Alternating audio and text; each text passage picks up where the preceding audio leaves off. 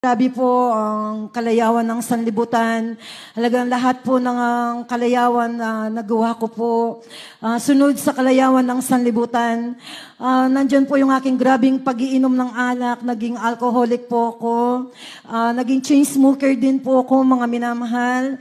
At hindi lamang po yan, nalulun po ako sa pinagbabawal na gamot na shabu nung time na nasa abroad po ako.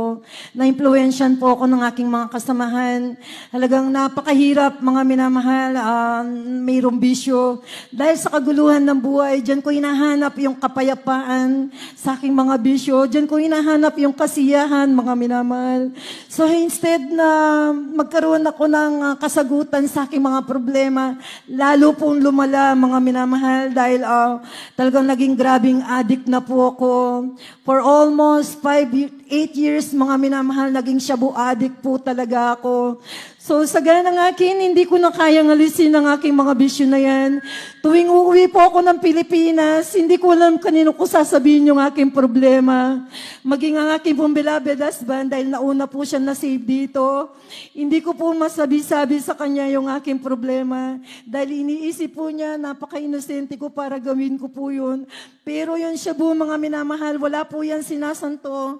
Talagang way back 1993, talagang nandyan hanggang 1998, mga minamahal, nandiyan yung kasagsagan ng shabu, mga minamahal.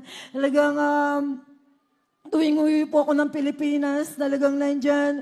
Hindi ko alam paano ko sasabihin sa aking magulang, maging sa aking kapatid. Dahil alam niyo po, hindi ko na kayang alisin yung aking pagsasyabu. Tuwing uwi po ako ng Pilipinas, hinahanap ko na po yan. Talagang napakahirap, mga minamahal. Hanggang sa dumating yung time na halos bumibili na po ako. Tuwing uwi po ako, nagbabaon na talaga ako. Sinasakay ko yan sa airplane. So hindi na po, nawala na po yung takot ko dahil tuwing nandito po ako, hindi na ako makatayo. Pag hindi po ako nag-take ng shabu. Dahil nung time na yan, dito sa dako ng Pilipinas, napakamahal po ng shabu. Iniisip ko, sayang yung pera, mga minamahal. Talagang nandyan, yung aking pong beloved husband, nung time na yan, sinasama na po niya ako dito sa ating banal na gawain. Halagang nandyan dahil pinagbibigyan ko po yan dahil dito rin po siya binago ng malapay ng Jesus. Tuwing dadulo po ako, alos hindi ko po mamalayan, naiinip po talaga ako. Sobrang haba ng banal na gawain. Lahat po yata ng pagkain sa kantin, binigay na lang sa akin ng aking beloved husband para hindi po ako mainip. Pero alam niyo po, mga minamahal, sa tuwing dadalo po ako, naririnig ko dito ang pangangaral ng ating beloved